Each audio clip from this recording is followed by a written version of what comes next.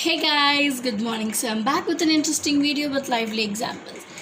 Guys, without hustle, talent is something that is going to take you so far. Guys, if you want to practice in one field, try to outdo yourself and prove to others that you can be the better person and the best person in the field. Please don't compromise and adjust your life and just work for money. If you're so much creative enough, try to outdo yourself in the same field. Guys, a job is a job. It's a way to pay for your living, but let it not define your happiness. You work to live, guys, not live to work. So work on and stay happy and stay satisfied with what you actually do. So today our main topic of discussion is such a motivating factor for all the people working in various organizations, that is staff remuneration. What is remuneration, guys? Remuneration may be defined as any wage or any payment which is given to the employees working under him. That might be in form of cash or it might be in form of a check. That's a compensation exactly in a layman terms given to the people. Guys, adequate and satisfactory compensation is imperative enough to attract so many people to join in the organization. You guys, each and every one have their own factors in order to join an organization, like their interest, the job satisfaction, like I told, their talent is retained in this field. But irrespective of all these reasons which actually determine your ability to work in an organization, the most motivating factor is remuneration. Guys, remuneration plays a vital role because there are many ways in order to motivate an employee. At the same time, it also increases the morale.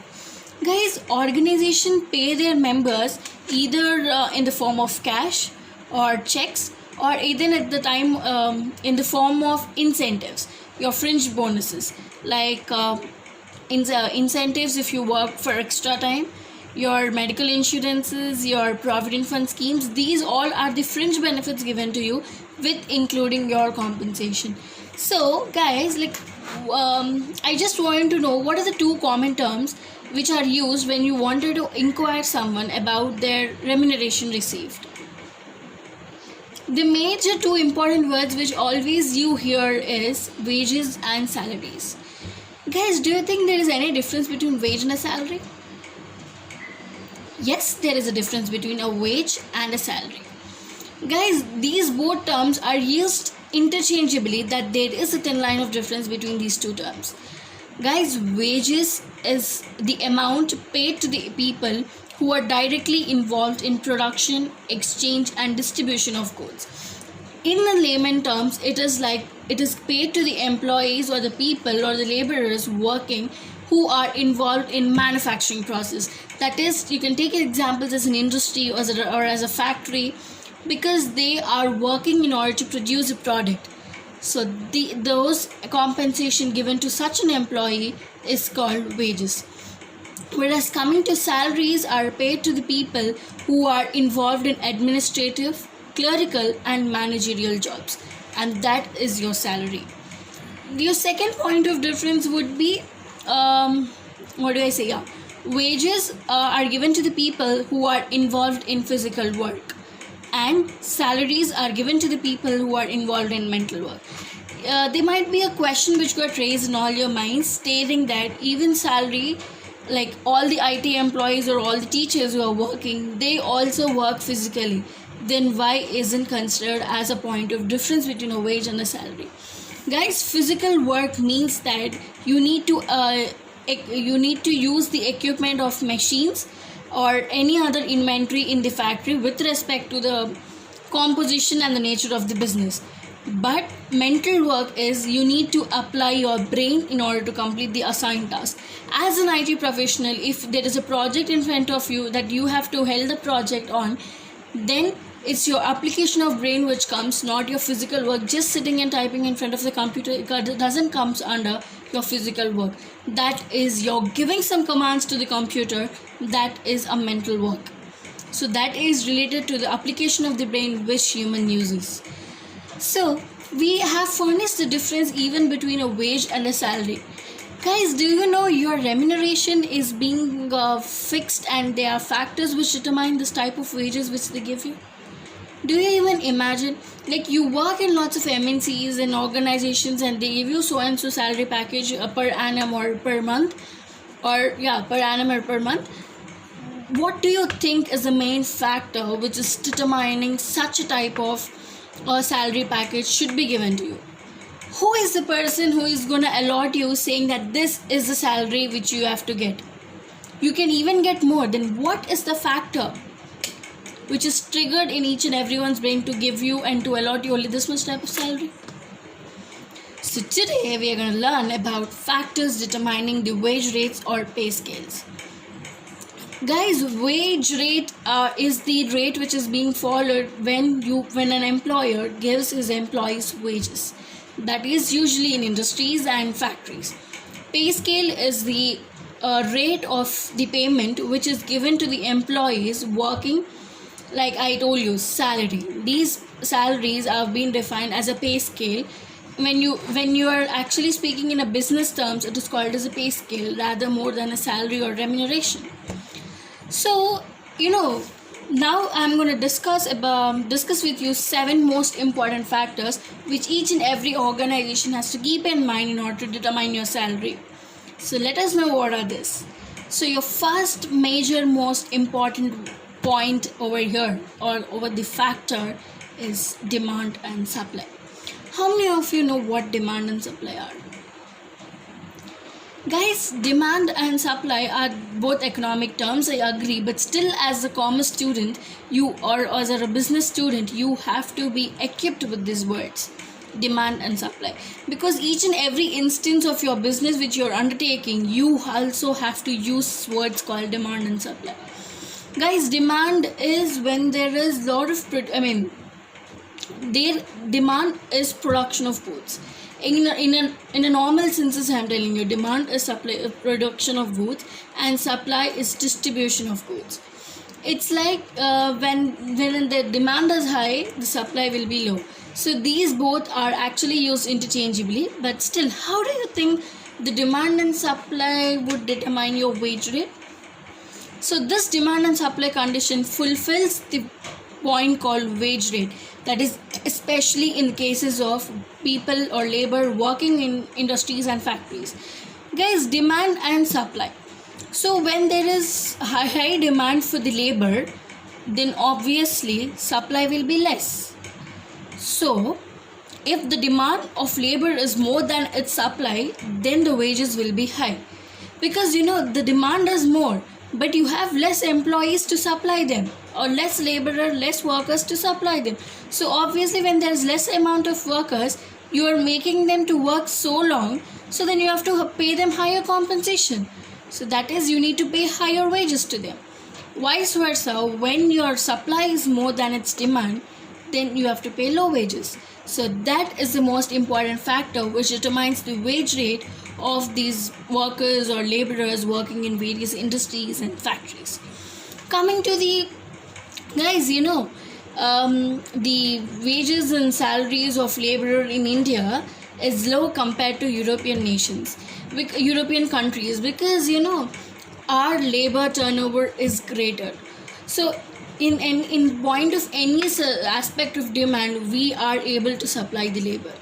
So our wage rate of laborers and workers is little bit less compared to the other countries. Now the second point is cost of living. Guys, just ask me, how do we estimate cost of living?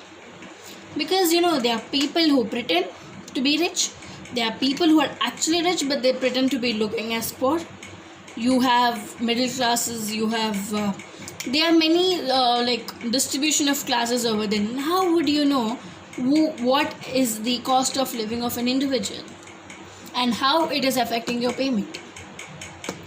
Guys, there is an index called price index that shows a purchasing power of people in a country.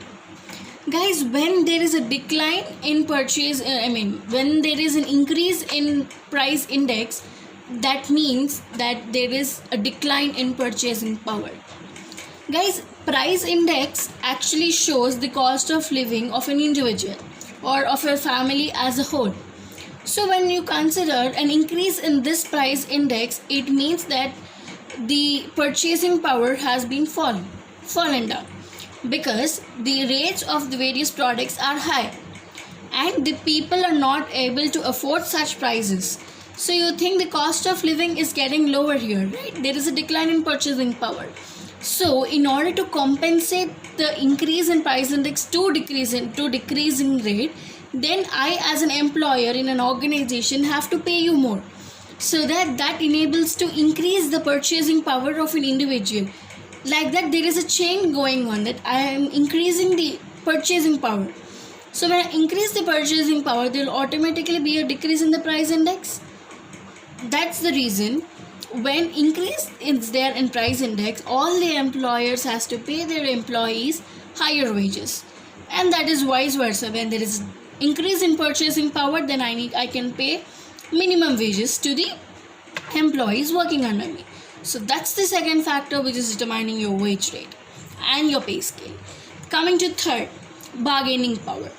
Guys, bargaining power is also the most important factor which is taken into consideration in terms of factories again. Guys, in factories and industries, there is a union called trade union. Guys, when these trade unions are strong enough, then obviously their bargaining power is high. When you have high bargaining power, you obviously bargain for higher wages or higher income.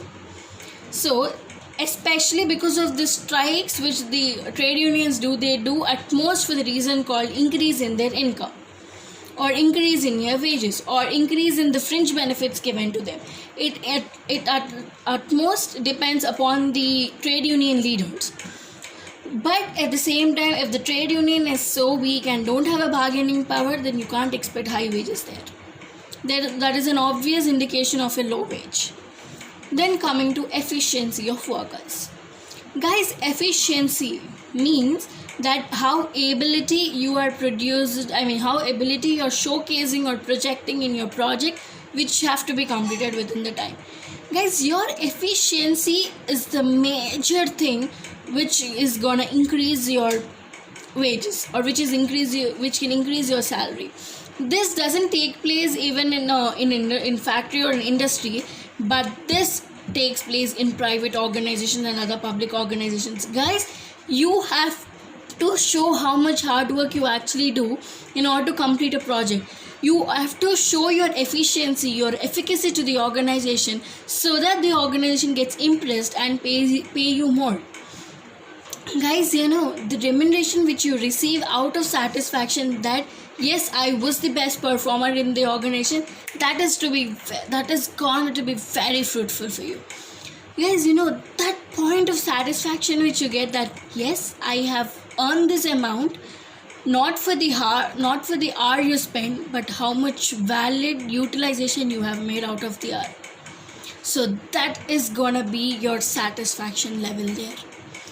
Next point of which determines your salaries is the capacity of an organization to pay. Guys, if a firm is newly established and just entered into the market, you can't expect them to pay you high, because before you expect a high wage or a high salary from a company, you also have to notice about the earning capacity. At the same time, how much capacity does an organization have in order to incur profits, at the same time incur losses. Guys, everything the company is doing, and it's just a point of our research to do whether this company is able to earn profits for a consecutive of 3 years. So then it means that particular company has a capacity to pay you.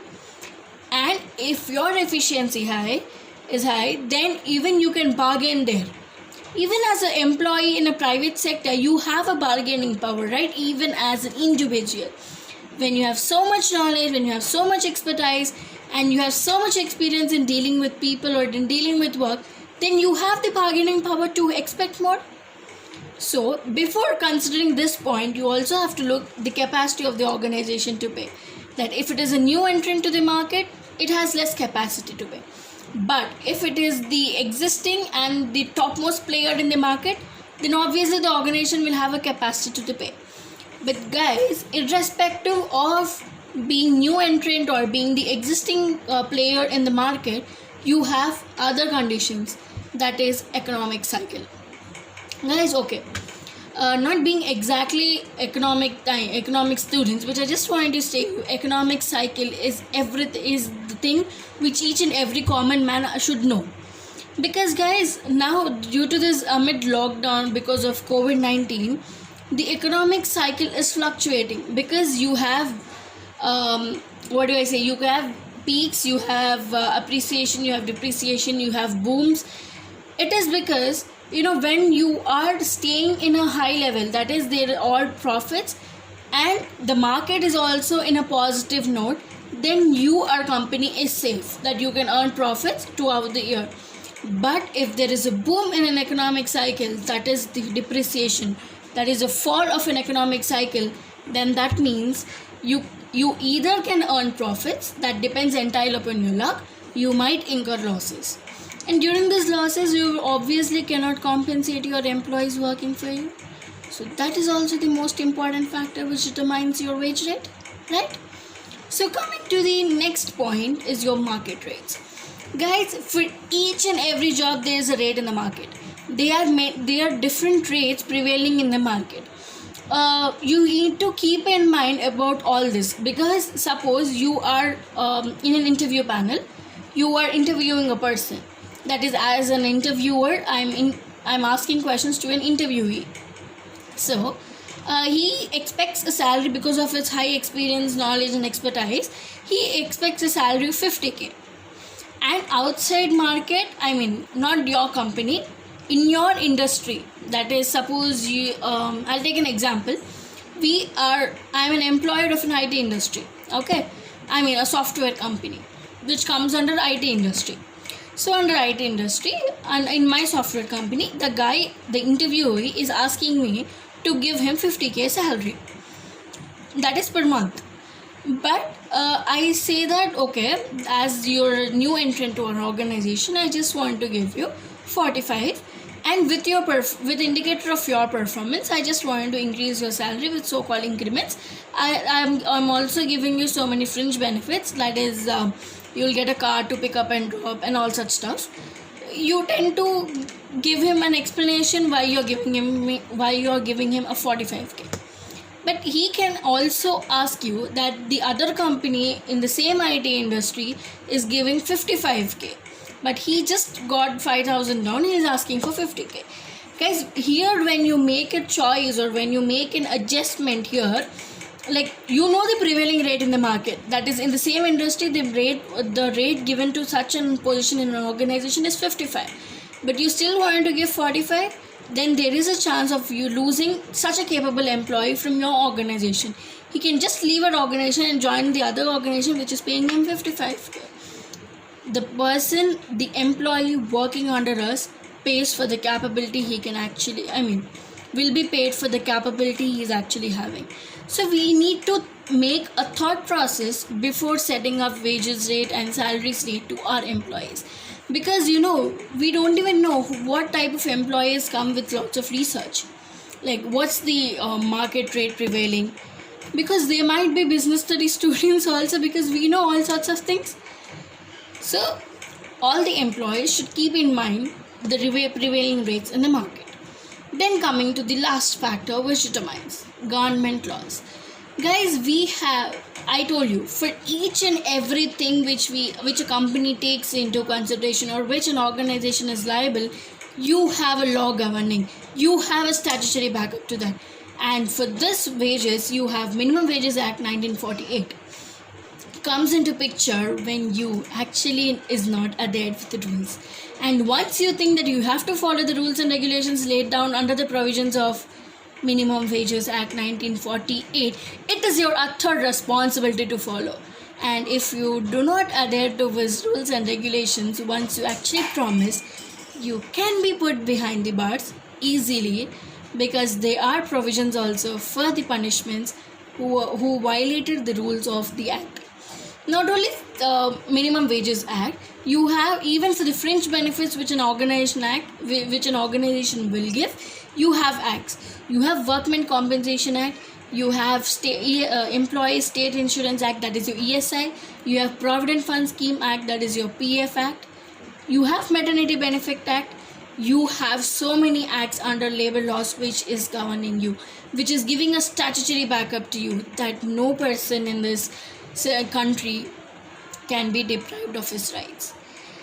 Guys, remuneration is a very interesting topic, and in our upcoming video we are going to deal about methods of wage payment, not salary. We are not going to know about salary payment here, because salaries package are entirely dependent upon the discretionary power of the employer in private and public organizations. Public is actually ruled by the government, so their government laws are there to it. But in industries and labor, there are three types of wage payment or wage systems which the employer in a labor or an industry or in a factory should adhere to follow. And even violation of these rules, I'm going to explain you about the advantages and disadvantages also. Guys, hard work pays off. So stay dedicated, be persistent, remain positive, and dream big so that you can conquer everything you want. So thank you, and stay tuned for the upcoming video to learn about methods of wage payment.